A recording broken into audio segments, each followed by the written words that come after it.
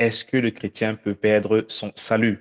Nous voulons bien sûr aborder cette thématique ou bien continuer à échanger sur cette thématique en se posant cette fois-là ou cette fois-ci les bonnes questions. Série que nous avons commencé la fois dernière et Mhm. nous avons brossé certains versets, à savoir par exemple Jean 5, verset 24, où nous avons vu que le salut est quelque chose qui s'obtient de façon instantanée lorsque le chrétien est sincère dans sa conversion. Donc aujourd'hui, nous voulons continuer dans cette même lancée et nous poser la question véritablement de savoir si le salut est un don de Dieu ou une récompense de Dieu. Donc voilà, nous espérons que vous allez être édifiés par rapport à cela. N'hésitez pas de vous abonner et bien sûr de partager cette vidéo si vous aimez le contenu. Pasteur Patrick, j'espère que tu vas bien. Oui. Très Et bien, merci. voilà, donc entretiens-nous là-dessus et que ce soit voilà comme le Seigneur veut. Merci. OK, c'est un plaisir pour moi, une fois de plus, d'avoir ce moyen pour qu'on puisse échanger sur la parole de Dieu. Et donc, la question, c'est de savoir, est-ce que le salut, la vie éternelle est-elle une récompense ou bien un don gratuit? Et le passage que nous voulons regarder, c'est Romains chapitre 6. Donc, Romains chapitre 6 au verset 23. Romains chapitre 6, verset 23. Mhm. Et dans ce passage, le Seigneur dit, ou bien la parole de Dieu nous dit les Écritures, Mhm. euh, Car, car le salaire du péché, c'est la mort, mais le don gratuit de Dieu, c'est la vie éternelle en Jésus-Christ, notre Seigneur. Car le salaire du péché, c'est la mort, mais le don gratuit de Dieu, c'est la vie éternelle en Jésus-Christ, notre Seigneur. Et donc, la question, c'est, la vie éternelle est-elle un don gratuit ou bien un salaire, une récompense? mhm. Et ici, bien sûr, le synonyme, la question que nous pouvons poser venant de Mhm. ce verset pour pouvoir d'abord déterminer si la vie éternelle est un salut, une récompense, c'est quelle est la différence entre un salaire et un don gratuit. Parce que la Ouais. Bible dit que le salaire du péché, c'est la mort, mais Mhm. le don gratuit de Dieu, c'est la vie éternelle. Donc Dieu ici fait le contraste dans ce verset entre ce qui est une récompense et ce qui est un don gratuit. Et Effectivement. donc, voilà. Donc le Seigneur dit ici que le salaire du péché, c'est la mort, ou bien la récompense du péché, c'est la mort. Donc, en d'autres termes, bien sûr, il parle ici de la mort éternelle Mhm. et de l'enfer. Donc, Oui, en d'autres termes, il est en train de nous informer que tous ceux qui vont en enfer, ils sont parce qu'ils ont mérité. effectivement. Ah, mais mérité. Parce que ça, c'est la différence entre le salaire et le don gratuit. Un salaire se mérite.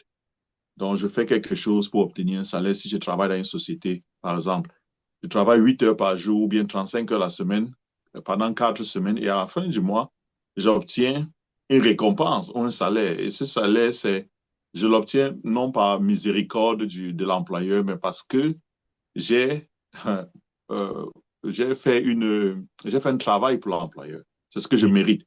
Et Mhm. donc, et donc Dieu dit que l'enfer est mérité. C'est ce qu'il est en train de dire. L'enfer, c'est un salaire. Ouais. Donc, si on parle de salaire, OK, quel est mon salaire à la fin de ma vie? Qu'est-ce que je mérite? Si Dieu doit me donner ce que je mérite, cela veut dire que je vais aller en enfer. Parce que l'enfer est un salaire, l'enfer est une récompense. C'est ce que je mérite à cause de mes œuvres. Et ici, Dieu dit que le don gratuit de Dieu, c'est la vie éternelle. Donc, la vie éternelle, c'est un don gratuit. La vie éternelle, c'est un cadeau. C'est un Mhm. don gratuit. En d'autres termes, ce que Dieu est en train de dire, c'est ceci.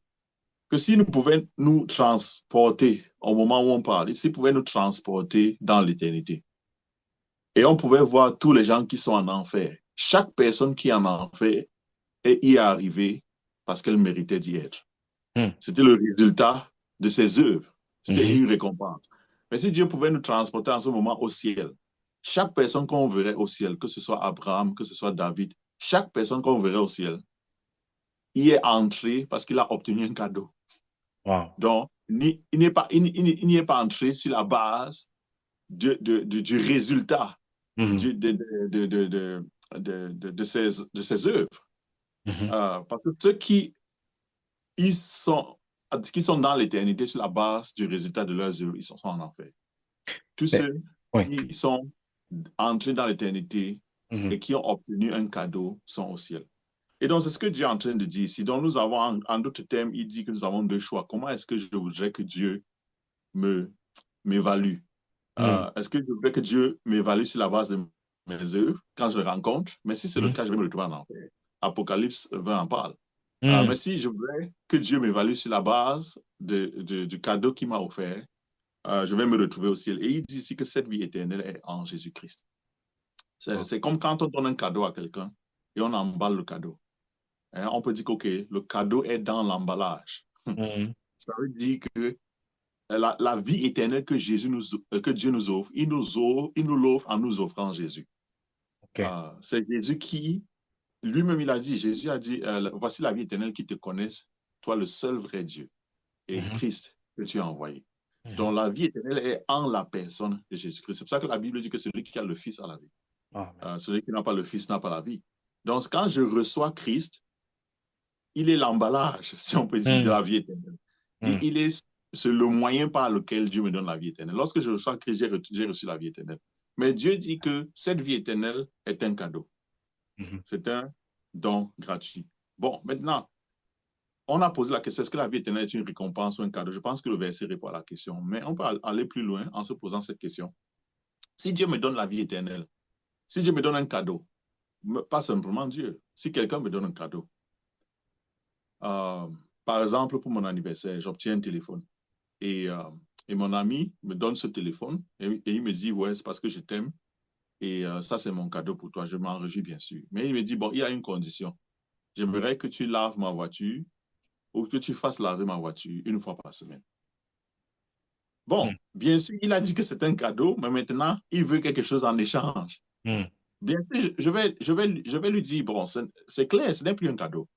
Pourquoi? Parce Mhm. qu'il attend une action en retour. Il veut un échange. Il veut me donner ce cadeau et en contrepartie, voilà, Mhm. il s'attend à ce que je fasse quelque chose de spécifique pour lui. Il exige, en fait. Ce n'est pas seulement qu'il attend, il exige comme Ok. condition. À ce moment-là, ce n'est plus un cadeau. Bon, il peut se dire, OK, peut-être une semaine, c'est trop. Qu'en est-il de une fois par mois? Mhm. Faire laver ma voiture une fois par mois. Mais ce ne serait plus un cadeau, c'est que c'est devenu une récompense. Qu'en est-il si dit, tu dois laver ma voiture une fois par an? Mhm. Ça cesse d'être un cadeau, ça devient une récompense. Mhm.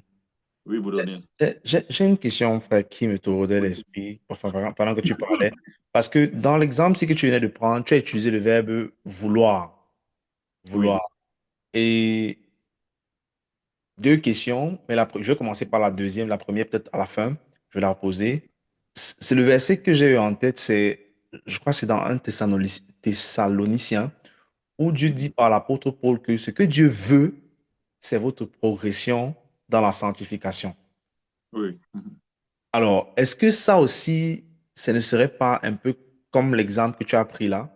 Parce que c'est vrai, Dieu ne dit pas, il ne dit pas ce que Dieu exige, il dit ce que mhm. Dieu veut. Est-ce que ça dérange pas aussi? Peut-être pour quelqu'un qui aurait eu la même question que moi, pendant le moment où on parle justement de ce Bon, don. oui, oui, bon, premièrement, c'est pour cela que je me suis un peu corrigé lorsque je parlais, que j'ai utilisé le mot exiger. Oh, Euh, ok. oui, oui, oui, oui, oui. C'est pour ça que j'ai utilisé le mot exiger après. Parce Hmm, que si Dieu exige quoi que ce soit en échange hmm, du don qu'il nous donne, c'est que ce qu'il nous donne cesse d'être un don. hmm, Ça devient une récompense. ok. S'il exige quoi que ce soit. Bon, cela ne signifie pas que Dieu ne peut pas exiger quelque chose de nous. Par exemple, si j'obtiens un téléphone, par exemple, supposons un enfant qui Hmm, obtient, euh, disons, un jouet de ses parents. hmm, OK, il obtient le jouet de ses parents et ses parents lui disent c'est ton cadeau. Voilà. Et le jouet est le sien. Et 2 jours plus tard, les parents lui disent OK, je veux que ce matin, tu nettoies le salon. hmm, Ou bien j'exige que tu nettoies le salon aujourd'hui. Bon, le parent peut bien sûr exiger, il n'y a pas de problème. Bon, il y aura un problème si le parent lui dit, OK, si tu ne nettoies pas ce salon, comme je l'ai exigé, alors tu perds le cadeau que je t'avais donné. hmm, Donc le seul fait d'exiger ne remet pas en cause le hmm. fait qu'on a donné un cadeau. Ouais, ouais. Bien sûr, le parent peut continuer à exiger différentes choses pour son enfant. Mhm. Et ça ne change rien au fait qu'il a déjà donné un cadeau, que le jouet appartient à Ah, l'enfant. ah, Mais c'est d'accord. lorsqu'il fait une connexion entre les deux, Ah, lorsqu'il dit oui. qu'OK, tu dois faire ceci en échange du cadeau que je t'ai donné. Mhm. Sinon, tu le fais. À ce moment, ce n'était plus un cadeau. Ouais, À ce ça moment, fait c'était une sens. récompense. Ça fait sens. Voilà. Merci. Donc, bien sûr, partout dans la Bible, Dieu exige, on peut utiliser le mot exiger même, il demande Mhm. que ses enfants marchent d'une certaine manière. Ça, c'est Mhm. clair. Mais la question, c'est simplement, n'est pas est-ce qu'il exige qu'on marche d'une certaine manière. La question, c'est est-ce qu'il connecte cela euh, à l'obtention ou bien euh, à la préservation du salut Mhm. qu'il nous a donné. Au don de la vie Et, éternelle. et c'est clair qu'il ne le fait pas parce que s'il le ferait, à ce moment, le salut ne serait pas un don gratuit. Mhm. Mais lui-même, il dit que c'est un don gratuit.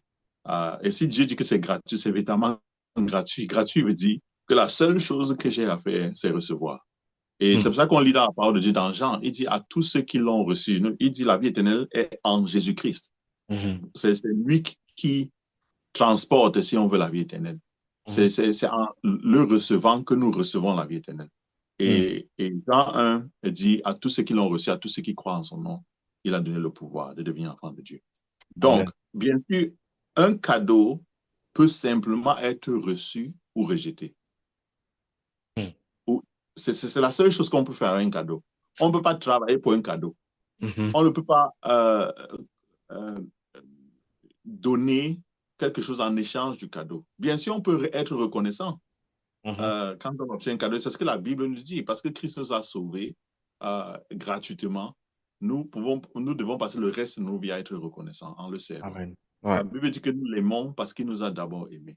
Ouais. Donc, dans notre service pour Christ, pour ceux qui sont enfants de Dieu, notre service pour Christ, ce n'est pas pour sécuriser le cadeau qu'il nous a donné. Parce que si mon service pour Christ est pour sécuriser le cadeau qu'il m'a donné, ça veut dire que j'offre mon service en échange du Ouais. cadeau qu'il m'a donné. Je Ouais. suis en train de vouloir obtenir la vie éternelle comme une récompense. Ouais. Mais mon service pour Christ, c'est en reconnaissance pour ce qu'il m'a donné. Ouais. Parce que Ouais. justement, il m'a sauvé gratuitement. Et bien sûr, j'avais quelque chose à faire. Ce que j'avais à faire, c'est recevoir. Mhm. Je pouvais l'ignorer, je pouvais le rejeter, mais le cadeau, je dois le recevoir. Dieu ne nous force pas.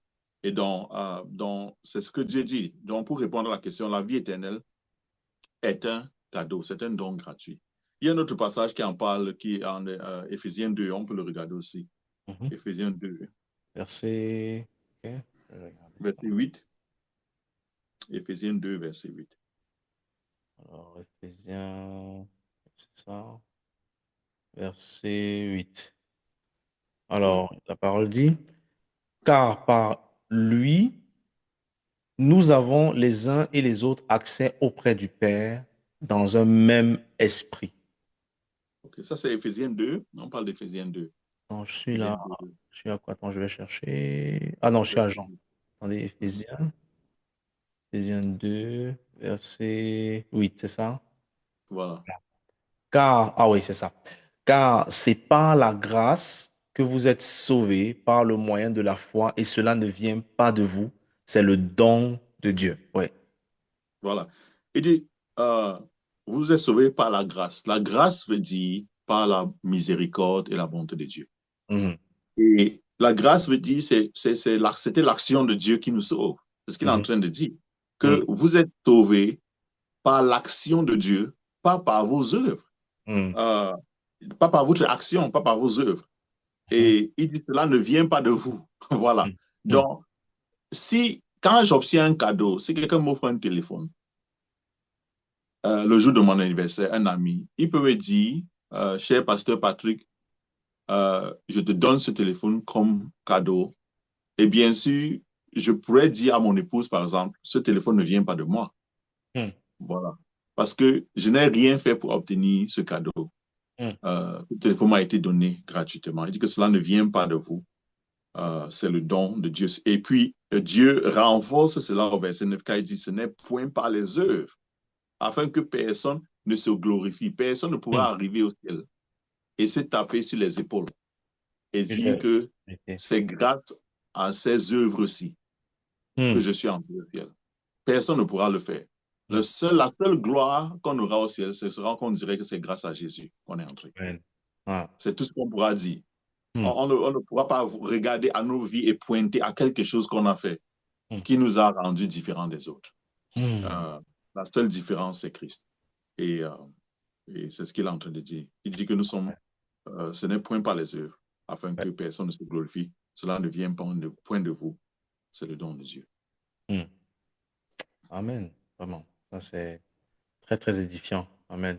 Mais, mon frère, est-ce qu'on pourrait dire donc que, bon, certes, on ne voit pas, je pense que personne n'a les loups pour voir dans l'éternité, mais comme il s'agit d'un don et d'un cadeau, est-ce qu'on pourrait dire que tous ceux véritablement qui sont en enfer sont ceux qui ont refusé le cadeau, ou il y a certains qui n'en ont même pas eu la possibilité de saisir le cadeau? C'est vrai que la question est difficile, mais Oui. est-ce qu'il peut y avoir des gens vraiment sur cette terre qui n'ont qui n'ont même pas eu la possibilité de recevoir ce don gratuit, ce cadeau, de connaître même qui est ce don gratuit et ce cadeau, quoi? Parce que c'est quand même... Bon, certainement, puisque Jésus a dit, allez, faites de toutes les nations mes disciples. Hmm, Et dans Romains 10, il dit que comment, Romains 10, il dit que tous ceux qui invoqueront le nom du Seigneur seront sauvés. mhm, Et puis il dit, mais comment invoqueront-ils ceux dont ils n'ont point entendu parler? mhm. Et il dit que comment en entendront-ils parler si personne ne prêche? On ne pas, oui. Mhm, Voilà. Et dans la connexion qu'il est en train de faire, c'est que pour que les gens soient sauvés, il faut qu'ils invoquent le nom du Seigneur. mhm, C'est ça la base de tout l'argument qu'il est en train de présenter. mhm, Et il se demande, OK, comment ils vont donc l'invoquer? En d'autres termes, il est en train de dire, ils ne peuvent pas l'invoquer. mhm, Donc, par ricochet, ils ne peuvent pas être sauvés. mhm, Ils n'écoutent pas. mhm, Et c'est ça la raison de la mission, en fait. C'est pour ça que Jésus nous a envoyés. Parce qu'effectivement, sans l'évangile, euh, on ne peut pas être sauvé. Parce que nos œuvres nous condamnent. mhm. Tous les hommes sont pécheurs, qu'ils aient entendu parler de Christ ou pas. Wow. Dans nos œuvres nous condamnent, mais Dieu nous envoie annoncer ce message de la bonne nouvelle. C'est pour cela qu'il y a l'urgence donc de le faire. Parce que si les gens qui n'ont pas entendu parler de Christ pouvaient être sauvés sans écouter l'évangile, à ce moment, l'évangile est plutôt dangereux pour eux. C'est que Mhm, ce serait donc mieux de ne pas annoncer l'évangile aux gens qui ne connaissent pas Christ. mhm. En fait, Ce ouais. serait mieux. Parce que au moins, en n'annonçant pas l'évangile, il y a au moins une chance qu'ils Mhm. seraient sauvés si c'était possible. Ouais, Parce que si c'est possible que les gens soient sauvés sans l'évangile n'est plus une bonne nouvelle. L'évangile est plutôt une mauvaise nouvelle parce que ouais, l'évangile apporte la condamnation. c'est vrai. Mais si Ah, l'homme est déjà condamné sans l'évangile, à ce moment, l'évangile ne peut être qu'une bonne nouvelle. that was good. Yeah, ça, c'est sûr. Ouais, ça, j'ai pas vu ça, cet aspect-là, c'est vrai. Parce qu'effectivement, les gens ont le choix de dire, Voilà. tu laisses à ce moment. Ouais, Oui. wow. Ça, that's deep. Yeah, ça, c'est vraiment profond. En tout cas, merci, Pasteur Patrick. Nous sommes déjà arrivés à la fin. Et je voulais encore te remercier pour ces paroles très, très édifiantes. Euh, alors, vraiment, si vous avez aimé le contenu, n'hésitez pas, comme je disais tantôt au début, déjà de vous abonner et de partager. Nous sommes encore dans la série Est-ce que le chrétien peut perdre son salut? Et aujourd'hui, nous avons appris que le salut est un don gratuit de Dieu. C'est pas quelque chose qu'on mérite. La seule gloire revient seule à Dieu. Donc, Oui, amen. nous sommes rien sans lui. Et c'est grâce à ça, grâce à ce cadeau-là, que nous sommes rassurés, hein, pour ceux qui le reçoivent, de pouvoir et de devoir pouvoir passer l'éternité, bien sûr, dans sa félicité. Euh, je vous remercie d'avoir été connecté et sur ce, on se dit à la prochaine. Au revoir, D'accord, à Pasteur la prochaine. Patrick. Au Que Dieu revoir. bénisse. Ouais, shalom. Amen.